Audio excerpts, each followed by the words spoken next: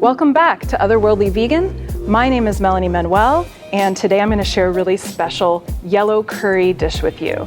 This curry was on the menu at my restaurant Celesta here in Milwaukee, Wisconsin, just last winter, and I thought now that fall's coming on, this would be the perfect time to bring it back. Thanks again to Belter Superstore for letting us use their beautiful facility. Let's go ahead and get started. Let's go over our ingredients for this curry.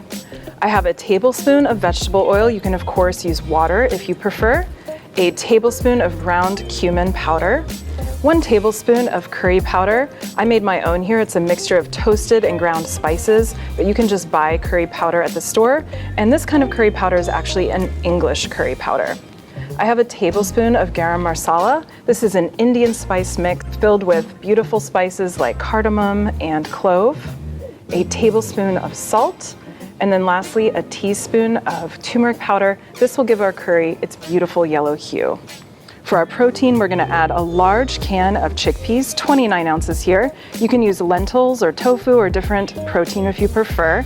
And then a can of coconut milk. For the vegetables you're gonna use for this coconut yellow curry, you definitely want a base of 1 white onion and 4 cloves of garlic.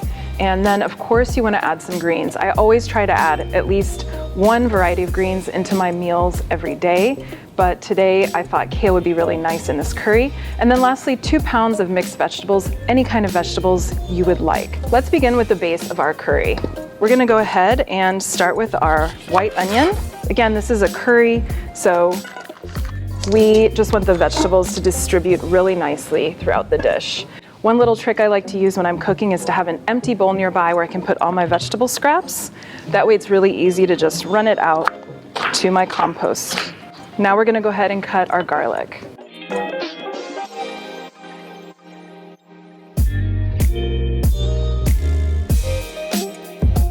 Now in some forms of traditional Indian cooking, some people try to avoid garlic and onion because they find it to be too agitating. So instead of garlic and onion, they'll use a really lovely spice called asafoetida or hing. If you'd like to try using this spice instead of garlic and onion, you can find it at a lot of different markets. This curry is also great because you can freeze it. So you can make a big batch and then put portions in the freezer and then defrost it overnight in your refrigerator and have it ready for lunch the next day. Sweet potato is such a great fall and winter vegetable. It gives a nice touch of sweetness to meals. Has a lot of fiber in it, a lot of great vitamins. It is definitely your friend.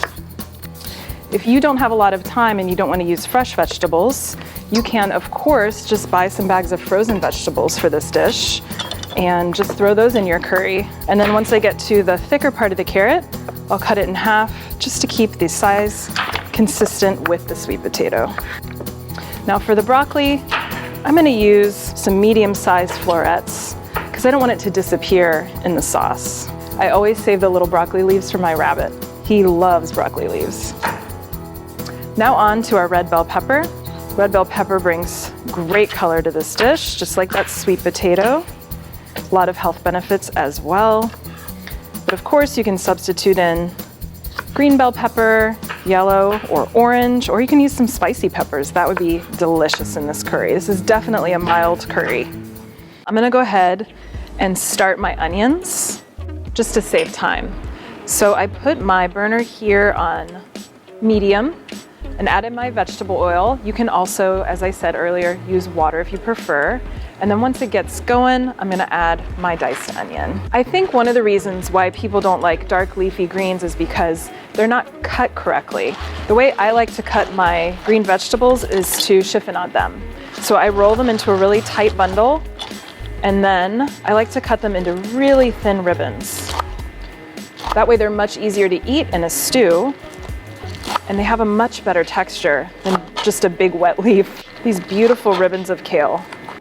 You can just keep turning them and twisting them to get it really, really tight bundle here, and use your knife just to scoot the little ribbons out of the way. Once you get near the end of the stems, you can just peel the leaf portion off.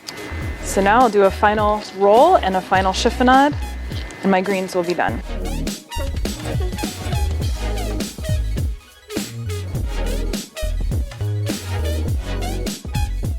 You only need to cook your onions for about 5 minutes because remember again, they're going to be really cooked down when you add that coconut milk. This is going to be a beautiful base for our yellow curry. All right, it's been 5 minutes. My onions are turning nice and translucent. So I'm going to add the carrot and sweet potato. These are denser vegetables and the sweet potato is a starchier vegetable. We're going to add these first because they take a little longer to cook. So distribute this nicely with your onion and cook these off for another 3 minutes or so. So now I'm going to add my garlic. I like to add the garlic a little bit later because it burns so easily. And you only need to add this for about 30 seconds or so. Remember, you're on medium heat. Oh, you can smell it already. It smells so heavenly.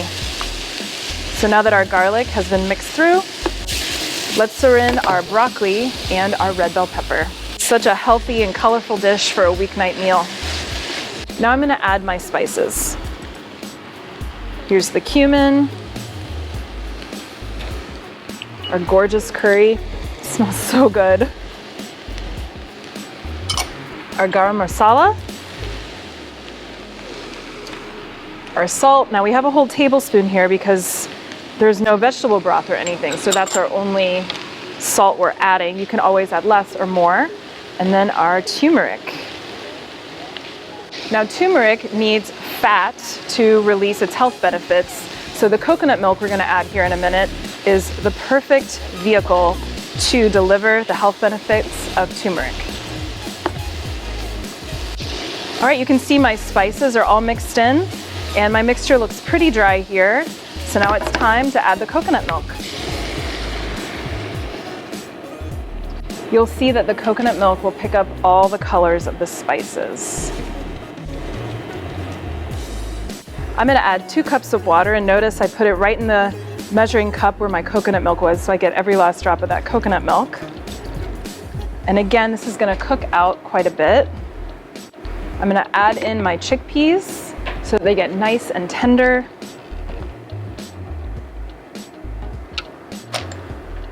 Now cover your pan of yellow curry with a lid and cook it for about 10 minutes.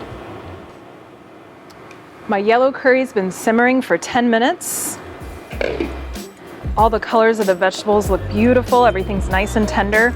You can definitely check it with a small knife. Just pierce your sweet potato. You can tell that it's cooked. So now I'm going to fold in my kale. Again, it's really nice to chiffonade kale into little ribbons like this because it's a great texture in a stew or even in a salad. And we're adding it a little bit later because it cooks more quickly than the other vegetables. Our yellow curry has been simmering for a total of 20 minutes. Now we're ready to eat. I like to put brown rice here as the base for our grain, but you could also use quinoa or something else. Make sure you get all the different vegetables. This is going to be so great on like a rainy winter day. Remember, you can substitute any vegetables you'd like for this dish. Now finish with a little cilantro.